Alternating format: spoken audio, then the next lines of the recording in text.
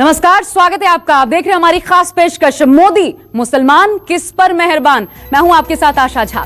हर बार चुनाव में मुस्लिमों को वोट बैंक मानकर वादे और दावे किए जाते हैं, लेकिन बिहार ऐसा राज्य है जहां पहली बार कोरोना काल के बाद चुनाव हो रहा है। इसमें रसोई गैस से लेकर शहर की सड़कें, पीने के पानी से लेकर रोजगार तक सब कुछ कसौटी पर परखा तौला जाएगा। इसी कसौटी में एक नया फैक्टर भी जुड़ गया है, प्रधानमंत्री नरेंद्र मोदी। जी हां, बिहार चुनाव में पीएम मोदी फ्रंट फुट पर हैं, लेकिन सवाल यह उठता है कि क्या बिहार के मुसलमान प्रधानमंत्री मोदी पर होंगे मेहरबान। देखिए बिहार के मुस्लिमों के मन की बात।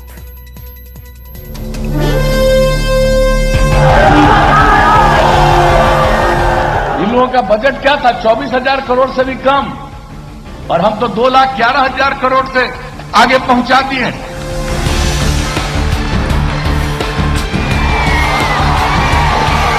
आज बिजली है, सड़कें हैं, लाइटें हैं, और सबसे बड़ी बात वो माहौल है।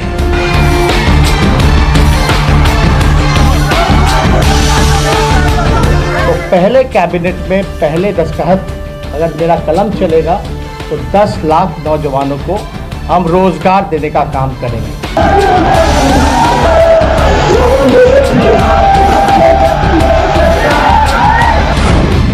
सबसे बड़ी चुनावी पर्दा,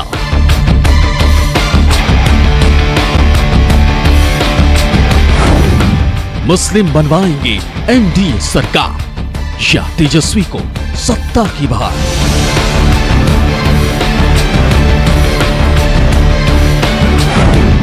बिहार के मुसलमानों के मन में कौन?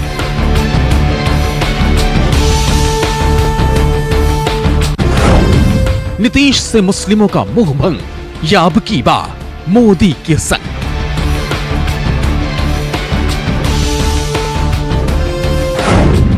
किस मुद्दे पर मिलेंगे वोट? रोजगार, विकास, वादे या मजहब?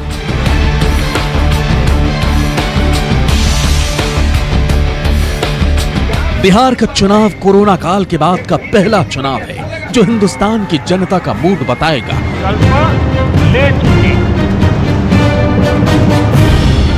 ये चुनाव सभी दलों के लिए बहुत अहम है। बिहार का ये चुनाव बीजेपी की साख तय करेगा। नीतीश कुमार जिंदाबाद। नीतीश बाबू के वादों की कसौटी का सच बताएगा। तेजस्वी की सियासी तकदीर तय करेगा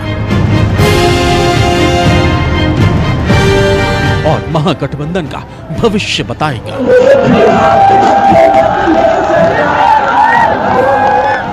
बिहार के चुनाव में सबसे अहम वोटर है मुस्लिम। मुस्लिमों के मन में मोदी, नीतीश और तेजस्वी को लेकर क्या हलचल है, इसकी पड़ताल के लिए न्यूज 24 की टीम ने बिहार के अहम जिलों का दौरा किया। बिहार, दरभंगा, जाले विधानसभा, बिहार, पटना, फुलवारी शरीफ। बिहार के दरभंगा जिले में जाले विधानसभा के मुस्लिम वोटर मोदी पर अपनी बेबाक राय देंगे। इसी तरह पटना के फुलवारी शरीफ विधानसभा के मुस्लिम वोटर्स बताएंगे कि पीएम मोदी को लेकर उनके दिल में क्या है। सबसे पहले दरभंगा जिले के जाले विधानसभा का रुख करते हैं। बिहार विधानसभा चुनाव में इस बार प्रधानमंत्री मोदी का भी जोर है, नीतीश कुमार का भी जोर है और तेजस्वी का भी जोर है चुनावी प्रचार में। और इस शोर में एक सबसे बड़ा फैक्टर है, जो सबसे बड़ा वोटर जिसे आप कह सकते हैं, वो है मुसलमान वोटर। हर कोई चुनाव प्रचार में सबके पास जा रहा है, लेकिन मुस्लिम वोटर या मुस्लिम मतदाता क्या सोच रहा है ये कोई नहीं जानना चाह रहा है। तो हम आज जाएंगे, आज हम जो दरभंगा जिला है उसके जो विधानसभा है वहाँ पर हैं। जाले विधानसभा के वोटर्स काफी जागरूक हैं, लेकिन यहाँ के जमीनी हालात उतने बेहतर नहीं नजर आए। सकरी गलियां हैं, कई जगहों पर सड़कें टूटी, शहरी इलाकों तक विकास की रोशनी उम्मीदों के मुताबिक नहीं पहुंच सकी। लेकिन अब चुनाव का मौका है तो जनता तैयार है विकास का हिसाब और उसी हिसाब से वोट देने के लिए। दरभंगा में पीएम मोदी के स्वच्छ भारत मिशन पर मुहर। प्रधानमंत्री मोदी से भी कुछ कहेंगे? और वो मोदी प्रधानमंत्री ने बार बार कहे, वो कई मन से कहते हैं कि सबसे ज्यादा जरूरी है कि बेटी को बचाओ और बेटी को पढ़ाओ। बेटी बच कहाँ रही है जो बचाएंगे बेटी को? तो आप भी उनसे अपील करेंगे कि कुछ सुरक्षा को लेकर प्रधानमंत्री से कहना चाहिए? जी हाँ, अपील करूँगी। आप अपील कर सुरक्षा के लिए कोई अच्छा इंतजाम करे कि हर रोज जो आए दिन छोटी छोटी बच्चियों के बारे में बताया जा रहा है न्यूज़ पे, या बड़े हो पढ़ने के लिए लड़कियां आज के डेट में डरेंगी, नहीं जाना चाहेंगी। इनके बारे में मोदी जी से यही अपील है कि वो कुछ अच्छा इंतजाम करें। टॉयलेट भी यहाँ पे सुने सबको दिया गया, आप लोग को मिला है टॉयलेट? हाँ, आगे साल मिला था हमको भी। अच्छा, पिछले साल मिला आप लोगों को टॉयलेट? तो टॉयलेट बना कहाँ पर, बाहरी यहाँ बनाए हैं? ये बाहर बना हुआ है? जी जी। अच्छा, जो बाहरी टॉयलेट बना हुआ है ना, ये वाला कौन सा? ये वाला जो है ना। अच्छा, ये बना, तो ये पिछले साल बना मिला था आप लोगों को? हाँ। 2 साल हो गया ना? 2 साल हो गया। पीएम मोदी ने बिहार की रैलियों में विकास और रोजगार वाली सियासत को कबूल करने की अपील की। पराजय के गुस्से में नीतीश जी को एक काम नहीं करने देते थे। 10 साल बर्बाद कर दिए नीतीश जी के। बाद में 18 महीने क्या हुआ, ये मुझे कहने की जरूरत नहीं है। प्रधानमंत्री के विकास वाली राजनीति पर दरभंगा के मुस्लिमों को अपनी तरक्की नजर आती है या नहीं, इस सवाल का जवाब खुद मुस्लिम वोटर देंगे। सरकारी मदद से टॉयलेट, उज्ज्वला से गैस मिली। गरी गांव में कुछ महिलाएं भी हैं जो यहाँ मौजूद है, उनके घर पर हूँ और उनसे भी बात करेंगे कि आखिर वो क्या सोचती हैं। हालांकि प्रधानमंत्री मोदी और ने कहा था कि हम घर घर में टॉयलेट लगवाएंगे, बनवाएंगे। टॉयलेट तो सर हम लोग को मिला है, टॉयलेट बनाने का पैसा मिला है। अच्छा, और कहाँ टॉयलेट ये बनाया?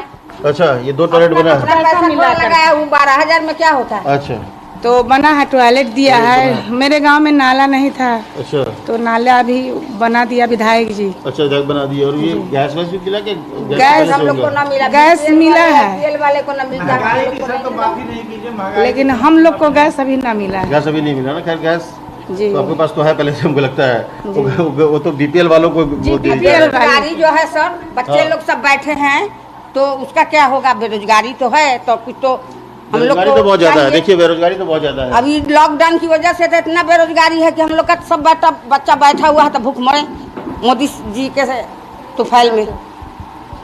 बोलिए, सही बात है। कुछ तो दें।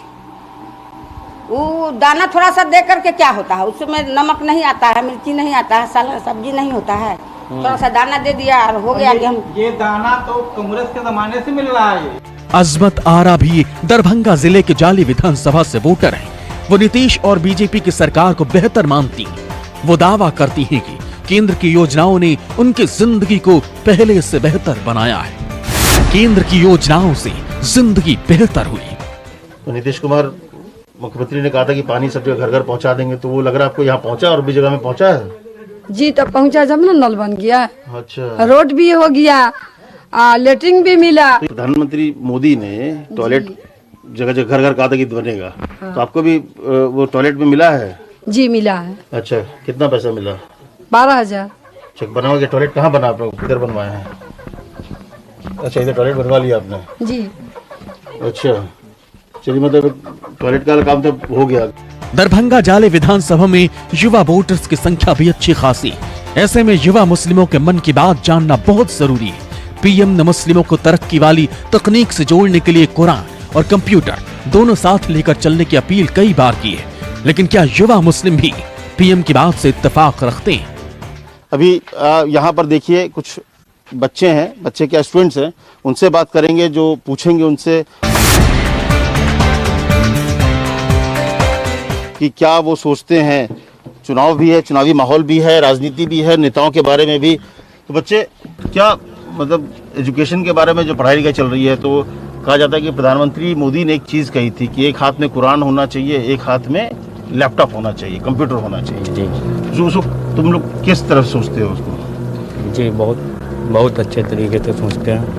दरभंगा बिहार की उन सीटों में से जहां मुस्लिम वोटर्स सियासी पार्टियों की तकदीर तय करने में अहम भूमिका निभाते हैं। मुस्लिम वोटर 3.5 लाख, यादव वोटर 3 लाख, ब्राह्मण वोटर 3 लाख, दलित महादलित 2.5 लाख, राजपूत 1 लाख, भूमिहार 1 लाख। दरभंगा के मुस्लिमों का कहना है कि वो बिहार से लेकर दिल्ली तक का सफर तय करते हैं। देश के कई राज्यों में पढ़ाई और व्यापार के लिए जाते हैं, इसलिए वो वही नेता चुनेंगे जो बिहार में विकास की बहार ला सके। अमित कुमार, न्यूज़ 24, दरभंगा। तो दरभंगा का हाल आपने देखा और आइए अब दरभंगा के बाद फुलवारी शरीफ के मुस्लिमों के मन की बात भी जानने की कोशिश करते हैं। प्रधानमंत्री नरेंद्र मोदी की शुरू हुई कई योजनाओं का सीधा फायदा जिन लोगों को मिला है उनमें मुस्लिम आबादी भी बड़ी संख्या में शामिल है और इसलिए आपको हम समझाने की कोशिश करते हैं। आइए अब सीधा आपको लेकर चलते हैं पटना के फुलवारी शरीफ। फुलवारी शरीफ विधानसभा क्षेत्र में मुस्लिम क्या सोचते, क्या समझते हैं, यहाँ के मुस्लिमों के दिल में मोदी हैं या फिर तेजस्वी यादव, देखिए।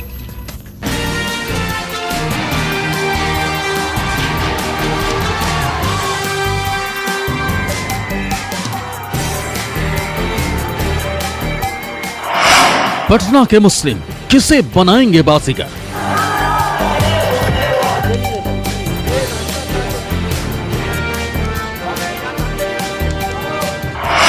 फुलवारी शरीफ के मुस्लिम किसे चुनेंगे, मोदी, नीतीश या तेजस्वी?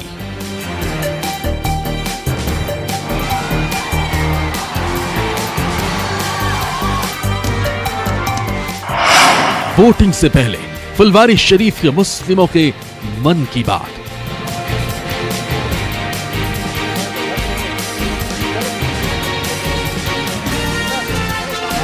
पटना के फुलवारी शरीफ सीट काफी संवेदनशील मानी जाती है।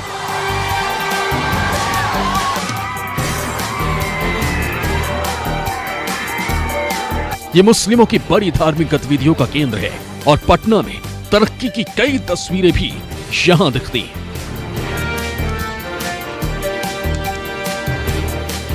फिलहाल यहां के मुस्लिम वोटर्स के मन में उथल पुथल चल रही है। फुलवारी शरीफ के मुस्लिम वोटर सिर्फ इसी सीट पर नहीं बल्कि आसपास के मुस्लिम बहुल्य सीटों पर भी असर रखते हैं।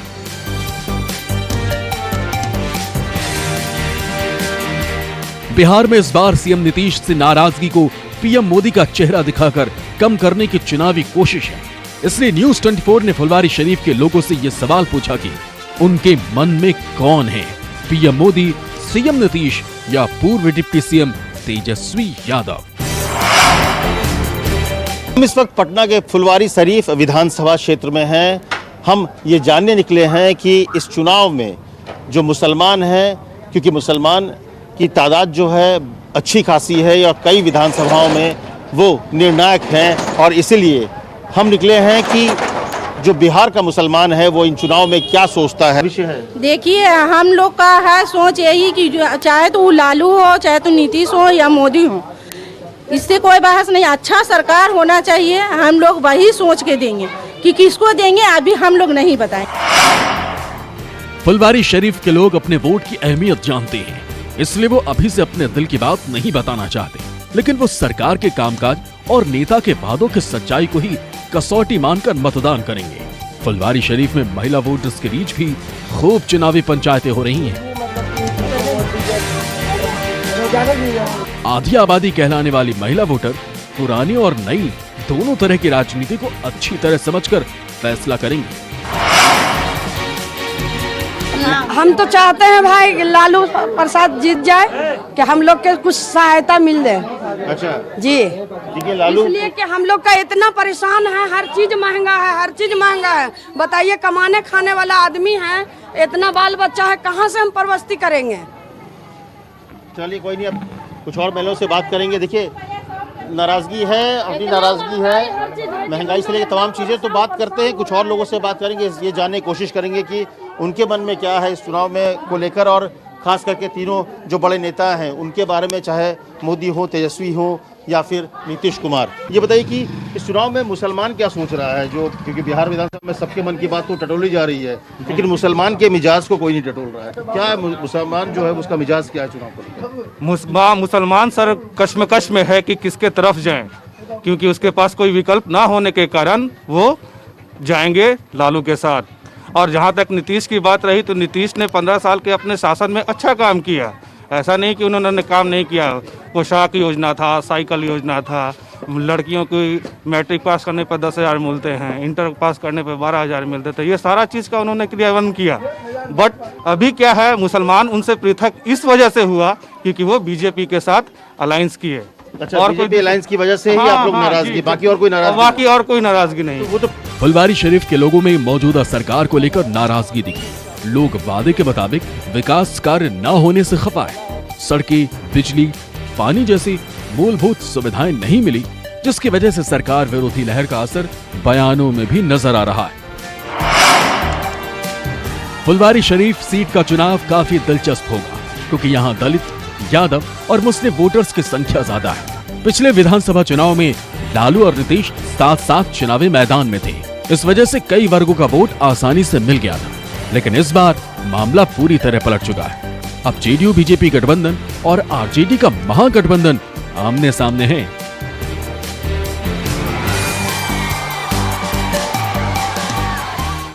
एक बड़ी खबर इस बीच आपको बता दें, राजस्थान में आरक्षण को लेकर गुर्जरों ने आंदोलन तेज कर दिया है। सरकार की चेतावनी के बावजूद गुर्जर समुदाय के लोगों ने चक्का जाम कर दिया है। पिल्लूपुरा में प्रदर्शनकारी रेल की पटरियों पर बैठ गए हैं। वहीं गुर्जर आंदोलन पर सरकार भी सख्त तेवर अपनाती जा रही है। सरकार ने प्रदर्शनकारियों पर रासुका लगाने की तैयारी कर ली है। देखिए आरक्षण पर दंगल कैसे रेल की पटरियों तक जा पहुंचा है। रेल की पटरियों पर प्रदर्शनकारी बैठ गए हैं। ये गुर्जरों का आंदोलन है जो कि तेज होता जा रहा है और सरकार की समझाइश के बावजूद ये आंदोलन थमने का नाम नहीं ले रहा। ये बड़ी खबर आपको बता रहे हैं। उधर सरकार भी पीछे हटने के मूड में नहीं है। हमारे साथ केजे श्रीवास्तव जुड़ गए हैं। श्रीवास्तव, फिलहाल इस मसले में हो क्या रहा है? सरकार जो एक्शन ले रही है इनको हटाए जाने की, इसके अलावा मनाने के लिए क्या किया जा रहा है?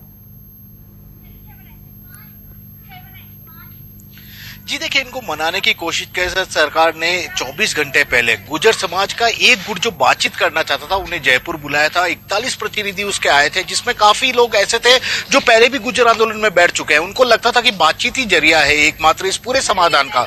सरकार ने भी करीब 14 मुद्दों पर सहमति बनाई है और 7 दिन का, केवल 7 दिन का वक्त मांगा है, क्योंकि जो भी ये गुर्जर लोग अपने आरक्षण के अनुसार नौकरी देने की मांग कर रहे हैं, बैकलॉग पदों को भर्ती की मांग कर रहे हैं, जो कि हाईकोर्ट में भी पेंडिंग है। तो सरकार का यह कहना था कि केवल 7 दिन दीजिए, 7 दिन में हम आपकी बात मान लेंगे। लेकिन गुर्जर समुदाय का जो दूसरा गुट किरोड़ी सिंह बैसलावाला है, वह इसे मानने के लिए तैयार नहीं था। उसका यही कहना था सरकार हर बार इसी तरह बातचीत करती है, आश्वासन देती है, लेकिन अपने वादे कभी पूरे नहीं करती। यही कारण है कि उन्होंने आज का ऐलान किया था चक्का जाम का। और वे लोग पिलूपुरा, जो गुर्जरों के शहीद, जब यहाँ पर एजिटेशन हुआ था, कुछ गुर्जर शहीद हुए थे, तो उस जगह पे स्मारक पर जाकर आज ये लोग करीब 1.5 से 2,000 लोग हैं जो कि पटरियों पर आकर बैठ गए। लेकिन सबसे बड़ी बात है, राजस्थान सरकार ने 8 जिलों में राष्ट्रीय सुरक्षा कानून रासुका लगा दिया है इन लोगों पर लगाम कसने के लिए। 4 जिलों में पिछले 48 घंटे से इंटरनेट बंद है, ताकि लोग ये उल्टी सीधी खबरें एक दूसरे को या वीडियो भेजकर और इस मामले को तनाव वाला। श्रीवास्तव, एक बात बताइए, आखिर जब सरकार वक्त मांग रही है क्योंकि मामला कोर्ट में है, तो फिर ये जिस मूड में आंदोलनकारी नजर आ रहे हैं, आखिर ये स्टैंड, इसके पीछे वजह क्या है?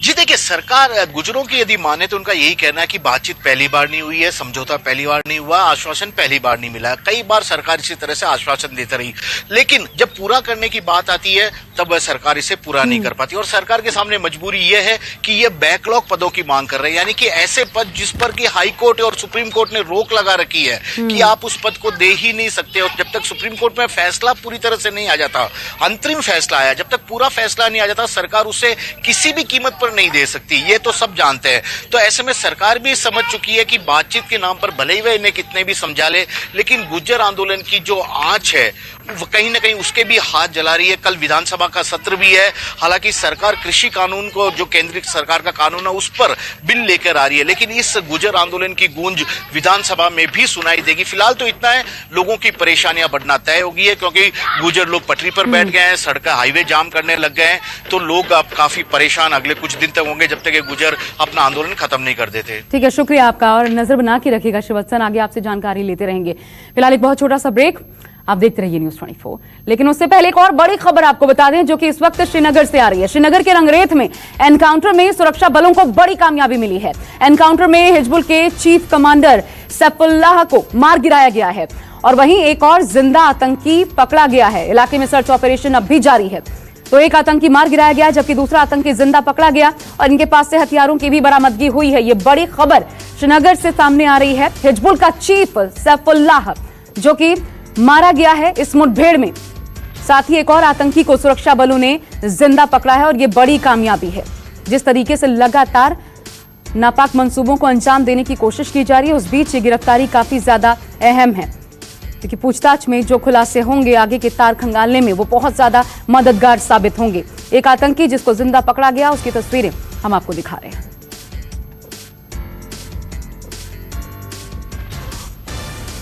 कल रात में इस घर में साउथ कश्मीर से एचएम का कमांडर डॉक्टर जिसको सैफुल्लाह बोलते हैं आया हुआ है। उसके बाद पुलिस सीआरपी आके कॉर्डन करते ही फायरिंग शुरू हो गया। बाद में आर्मी भी ज्वाइन कर ली। इनकाउंटर में एक टेररिस्ट मारा गया। हमारे सोर्स के हिसाब से ये लगभग 95% डॉक्टर सैफुल्लाह ही है। अभी बॉडी हम लोग बाहर निकाले हैं, उनके फैमिली को मिला के दिखा देंगे। एचएम का चीफ कमांडर है डॉक्टर रियाज नाकू के बाद जो मरने के बाद जो रियाज नाकू जो मारा गया था मई में, उसके बाद ये पोस्ट लिया था एचएम चीफ का। ये पुलिस सिक्योरिटी फोर्सेस की बहुत बड़ी कामयाबी की बात है। सर कोई जिंदा पकड़ा गया है सर? नहीं, जिंदा को मिलिटेंट नहीं पकड़ा गया, एक सस्पेक्ट पकड़ा गया जिसको पूछताछ हम कर रहे हैं। हम सीधा रुक करते हैं आसिफ साहब, मेरे साथ मेरे सहयोगी जुड़ गए हैं इस वक्त। आसिफ, सैफुल्लाह का मारा जाना और एक आतंकी को जिंदा पकड़ना कितनी बड़ी कामयाबी अपने आप में? देखिए, हिजबुल मुजाहिदीन का ऑपरेशनल चीफ सैफुल्लाह मई के महीने से ही था। पिछले साल जब इसकी यहाँ पर एनकाउंटर में मौत हो गई थी रियाज नायकू की दक्षिणी कश्मीर के अवंतीपुरा इलाके में, तब से सैफुल्लाह ने हिजबुल मुजाहिदीन की कमान संभाली थी और कई बार इसको दक्षिणी कश्मीर के इलाकों में घेरा भी गया था, लेकिन हर बार ये चकमा देने में कामयाब हो जाता था। आज यहाँ पर पुलिस को सैफुल्लाह के बारे में ये सूचना मिली थी और पुलिस की ही इंटेलिजेंस रिपोर्ट के आधार पर इस ऑपरेशन को लॉन्च किया गया और इसका मारा जाना यहाँ पर खुद पुलिस ने भी कहा कि उनके लिए काफी अहम कामयाबी है, क्योंकि हिजबुल मुजाहिदीन जिस प्रकार से लगातार कश्मीर घाटी में पिछले कई महीनों से सक्रिय था, कई वारदातें अंजाम दे रहे थे, ऐसे में सैफुल्लाह का मारा जाना जो मात्र हिजबुल का चीफ इस समय कमान संभाले हुए था, वो हिजबुल मुजाहिदीन के लिए काफी बड़ा धचका है और उतनी ही बड़ी कामयाबी यहाँ पर जम्मू कश्मीर पुलिस और शुक्रिया आसिफ आपका इस पर जानकारी देने के लिए। नमस्कार, मैं हूं मानक गुप्ता। अगर आपको हमारा ये वीडियो पसंद आया हो तो इसे लाइक और शेयर जरूर करें और हाँ, हमें सब्सक्राइब और फॉलो करना ना भूलें ताकि आप देश और दुनिया की कोई खबर मिस ना करें। तो जुड़े रहिए हमारे साथ और देखते रहिए News 24।